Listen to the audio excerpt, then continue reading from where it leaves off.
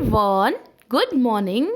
हमारा previous year question terminology की जो सीरीज चल रही है, आज हम उसमें डिस्कस करेंगे जो हमारा 2018 के पेपर्स हैं, जिसमें जुलाई 2018 एंड दिसंबर 2018 के पेपर्स की जो टर्मिनोलॉजी है उनको हम आज डिस्कस करेंगे। तो कौन कौन सी टर्म्स हैं जिनको आज हम समझेंगे, तो मैं एमिक एंड एथिक पर्सपेक्टिव बहुत ही इंपॉर्टेंट है। लेबलिंग थ्योरी क्या होती है, फेटिज्म ऑफ कमोडिटीज़ क्या होती है, एथनोसेंट्रिज्म क्या होता है, रोल कॉन्फ्लिक्ट क्या होता है, मिथकों की संरचना क्या है, सांस्कृतिक सापेक्षवाद क्या है, इन सभी टर्म्स के बारे में आज हम इस वीडियो में डिस्कस करेंगे। इसके अलावा कुछ डाउट्स हैं उनको भी हम क्लियर करेंगे। तो वीडियो को पूरा देखिए। अगर वीडियो पसंद आए तो इसको लाइक, शेयर और चैनल को सब्सक्राइब करना मत भूलिएगा। तो चलिए शुरू करते हैं। तो सबसे पहला जो कॉन्सेप्ट है वो है एथनोसेंट्रिज्म, यानी कि नृजाति केंद्रवाद का। तो एथनोसेंट्रिज्म का जो कॉन्सेप्ट है, नृजाति केंद्रवाद, ये दिया था समनर ने। समनर ने कहा कि हम हमेशा अपनी संस्कृति को अच्छा मानते हैं, जिसमें भी वी फीलिंग आती है हम उस चीज़ को अच्छा मानते हैं। मतलब कि कोई इस एक विशेष ग्रुप, एक पर्टिकुलर ग्रुप में जिसमें उसकी कल्चर हो, उसका समुदाय, उसके लोग, इन सभी चीज़ों को, अपने ग्रुप को, अपने समुदाय को, अपनी संस्कृति को अच्छा मानना, ये है नृजाति केंद्रिततावाद। यानी कि हमारा कल्चर ही सर्वश्रेष्ठ है, बाकी के जो लोग हैं उनका कल्चर इतना अच्छा नहीं है, हम उनसे अच्छे हैं। जैसे कि अगर हमारे अंदर एथनोसेंट्रिज्म होगी तो हम ये चीज़ मानेंगे कि जो भारतीय संस्कृति है ये सर्वश्रेष्ठ है और जो बाकी के कल्चर हैं वो उतने अच्छे नहीं हैं और हम ही सबसे अच्छे हैं। तो अपने कल्चर को, अपनी विशेषताओं को, सामुदायिक विशेषताओं को सबसे बेस्ट मानना, सबसे अच्छा मानना, दूसरों की अपेक्षा उत्तम मानना। यहाँ पे कंपेयर होगा, ठीक है, दो संस्कृतियों के बीच में हम कंपेयर करेंगे और अपनी संस्कृति को हम अच्छा मानेंगे। तो कंपेयर करके अपनी संस्कृति को, अपने मूल्यों को, इन सभी को अच्छा मानना और दूसरों को उतना अच्छा ना मानना उसके बजाय, और वी फीलिंग के साथ में, तो ये चीज़ हो गई एथनोसेंट्रिज्म, यानी कि नृजाति केंद्रिततावाद।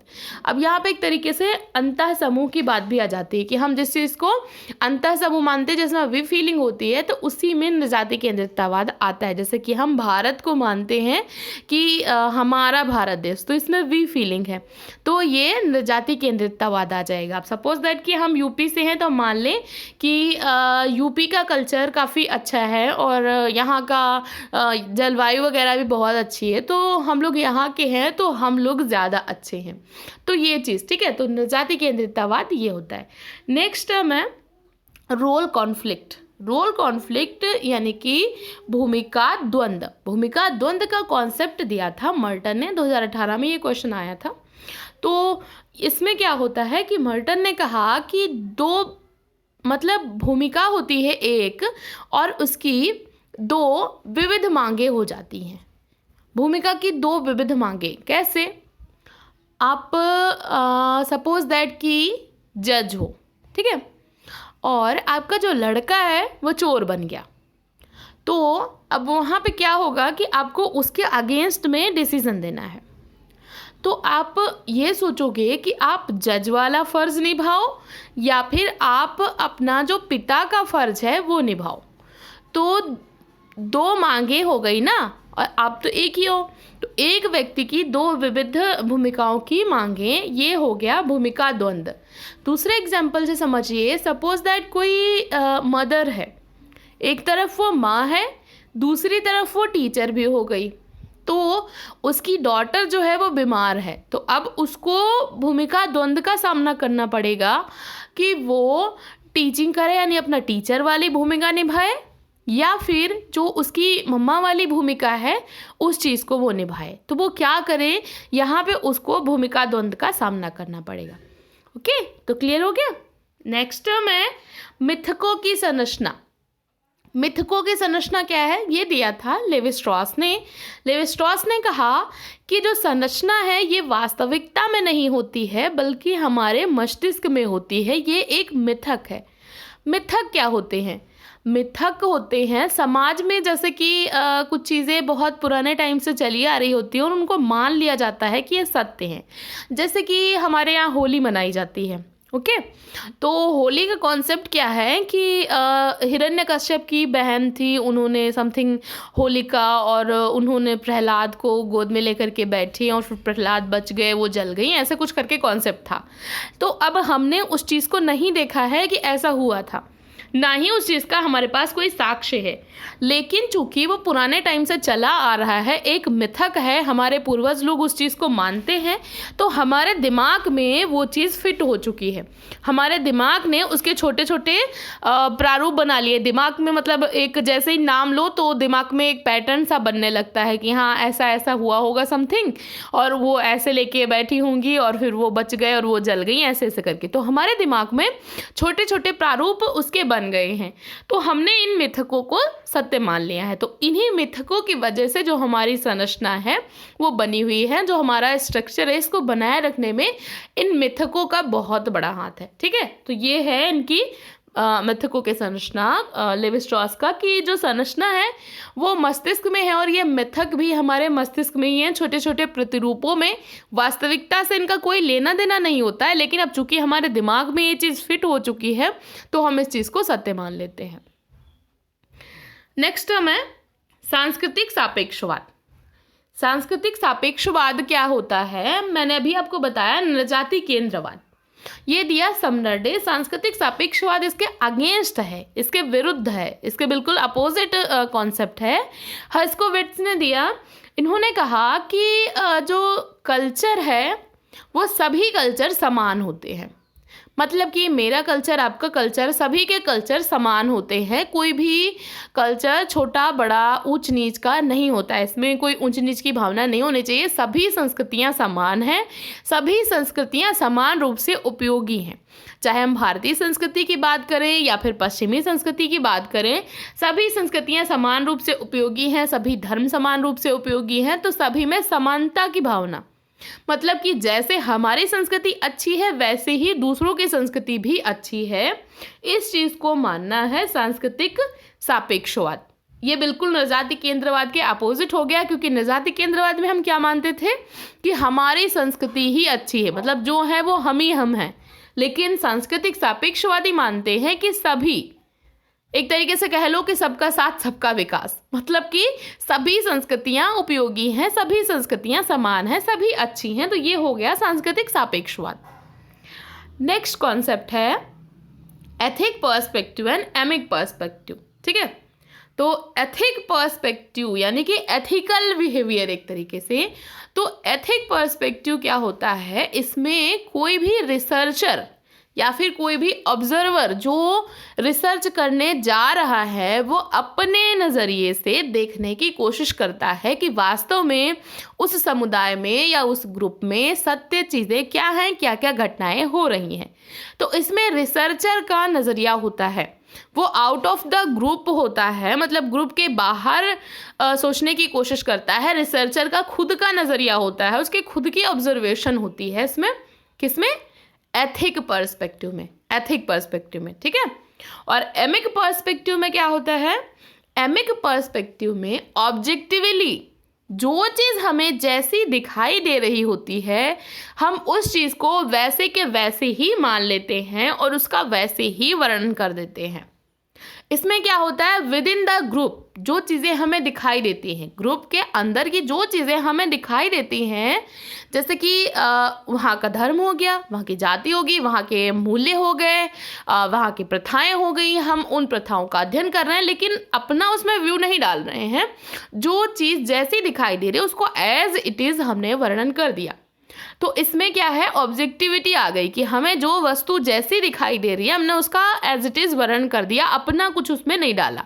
और यह विद इन द ग्रुप भी होती है क्योंकि हमने ग्रुप की चीज़ों को ही ग्रुप के अंतर्गत ही वर्णन किया। ठीक है, जबकि जो एथिक होता है, एथिक में रिसर्चर अपना नज़रिया डालता है और ये आउट ऑफ द ग्रुप होता है, वो ग्रुप से बाहर सोचने की कोशिश करता है। मे बी उसके अंदर बायस्ड थिंकिंग हो।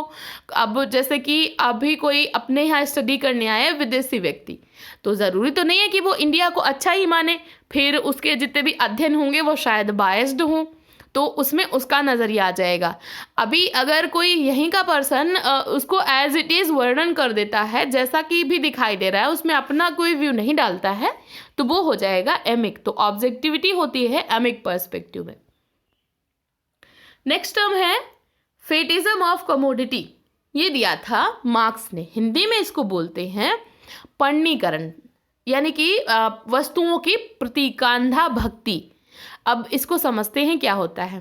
कार्ल मार्क्स ने कहा कि जो मजदूर वर्ग है तो वो अपने आप को एक तरीके की वस्तु समझ लेता है, अपने आप को ऑब्जेक्ट मान लेता है। जैसे कोई वस्तु है, उसको हम खरीदते हैं, उसको बेचते हैं, सेम थिंग मजदूर वर्ग मानता है कि हमारा जो श्रम है वो खरीदे बेचे जाने के लिए ही बनाया गया है और ये एक ऑब्जेक्ट है। तो वो खुद को कोई इंसान, खुद को कोई फीलिंग्स वाला कोई इंसान नहीं समझता है। वो मानता है कि वो एक ऑब्जेक्ट है, जो पैसा देगा वो उसका श्रम खरीदेगा और उसको श्रम वो बेचना पड़ेगा। तो ये होता है फेटिज्म ऑफ कमोडिटी, यानी कि वस्तुओं की प्रतीकांधा भक्ति। अब इसमें क्या होता है कि इतना अधिक ये चीज़ें हो जाती हैं कि फिर जितना भी उत्पादन की प्रणाली है और जो भी उत्पादन की वस्तु है सभी से एकदम अलग हो जाता है। नेक्स्ट टर्म है घेटो। घेटो क्या होता है? जब कोई भी एक विशेष नृजातीय समुदाय, नृजातीय कह लो या फिर कोई भी पर्टिकुलर ग्रुप कह लो, उसका एक विशेष कल्चर होता है, विशेष जगह से वो बिलोंग करता है, वो सभी जा करके एक ही स्थान पर रहने लगे तो उसको कहेंगे हम घेटो। जैसे कि यूपी के सारे लोग किसी एक सिटी में एक ही जगह पे जाके रहने लगे तो उसको हम कहेंगे घेटो। ठीक है। नेक्स्ट चीज़ है आपका लेबलिंग थ्योरी। लेबलिंग थ्योरी क्या होती है? ये दिया था बेकर ने। बेकर ने कहा कि अगर हमको किसी व्यक्ति को अपराधी पहचानना है तो उसके लिए हमें उस पर लेबल लगाना पड़ता है। सोसाइटी क्या करती है, जिस व्यक्ति को उसको लगता है कि ये थोड़ा सा अगेंस्ट काम कर रहा है, सोसाइटी के समाज के विरुद्ध जाने की कोशिश कर रहा है, समाज के नियमों को नहीं मान रहा है, तो सोसाइटी उस पर लेबल लगा देती है, उसको चिन्हित करती है। तो अपराधी हम तभी कहते हैं जब सोसाइटी उसको चिन्हित कर देती है कि तुम अपराधी हो या फिर तुम्हारा व्यवहार जो है वो विसामान्य है, समाज के अकॉर्डिंग नॉर्मल बिहेवियर नहीं है। एबनॉर्मल बिहेवियर को हम चिन्हित कर देते हैं, उस पर एक तरीके का लेबल लगा देते हैं कि तुम नॉर्मल नहीं हो, तुम हम सबसे अलग हो। तो फिर ये चीज़ हो जाती है लेबलिंग। ठीक है। तो यही है लेबलिंग थ्योरी, यानी कि अपराधी को चिन्हित करना या विसामान्य व्यवहार को चिन्हित करना समाज के द्वारा। हाँ, एक मेरे पास डाउट आया था कि प्रतिस्पर्धा को शांतिपूर्ण संघर्ष किसने माना है। तो देखिए यहाँ पे 3 कॉन्सेप्ट आते हैं, तीनों को ठीक से समझिएगा, मैं समझाने की कोशिश करती हूँ। अगर पूछता है कि सहयोग शांतिपूर्ण संघर्ष है, ठीक है, देखिए समझिए, सहयोग अगर पूछ रहा है, सहयोग शांतिपूर्ण संघर्ष है, कॉर्पोरेशन की बात कर रहा है तो कॉर्पोरेशन यानी कि सहयोग शांतिपूर्ण संघर्ष है, तो ये होगा प्रोफेसर ग्रीन का। अब अगर पूछता है कि प्रतिस्पर्धा शांतिपूर्ण संघर्ष है, तो कंपटीशन को संघर्ष माना है, किसने माना है? आपके वेबर ने। ठीक है, कंपटीशन को संघर्ष माना है आपके वेबर ने। अब यहीं पे अगर कॉन्सेप्ट आ जाता कि प्रतिस्पर्धा शांतिपूर्ण सहयोग है, प्रतिस्पर्धा जो है, प्रतिस्पर्धा शांतिपूर्ण सहयोग है। ठीक है, तो अगर प्रतिस्पर्धा शांतिपूर्ण सहयोग पूछ लेता तब यहाँ पे हो जाता आपका कोजर। अब ये जो क्वेश्चन है ये पीजीटी में आया था इस बार के, तो इसकी जो प्रारंभिक आंसर की है उसमें कोजर माना गया था, बट इसका राइट आंसर वेबर होगा, क्योंकि प्रतिस्पर्धा को संघर्ष माना है वेबर ने, शांतिपूर्ण तरीके से किया गया संघर्ष की बात करते हैं वेबर। और जो कोजर हैं वो चूंकि प्रकारवादी हैं, तो कोजर ने कहा है कि प्रतिस्पर्धा शांतिपूर्ण सहयोग है। तो ये दोनों अलग अलग टर्म्स हैं और इसका राइट आंसर वेबर होना चाहिए, लेकिन अभी यहाँ पे इसकी प्रारंभिक आंसर की में इसको कोजर माना गया था। ठीक है, तो क्लियर हो गया होगा आपका डाउट। आई थिंक आपको ये वीडियो काफ़ी यूज़फुल लगेगी, आपको काफ़ी इससे प्रिपरेशन में हेल्प होगी। तो ऐसे ही पढ़ते रहिए, अपने गोल की तरफ आगे बढ़ते रहिए। All the best, and video देखने के लिए थैंक यू सो मच।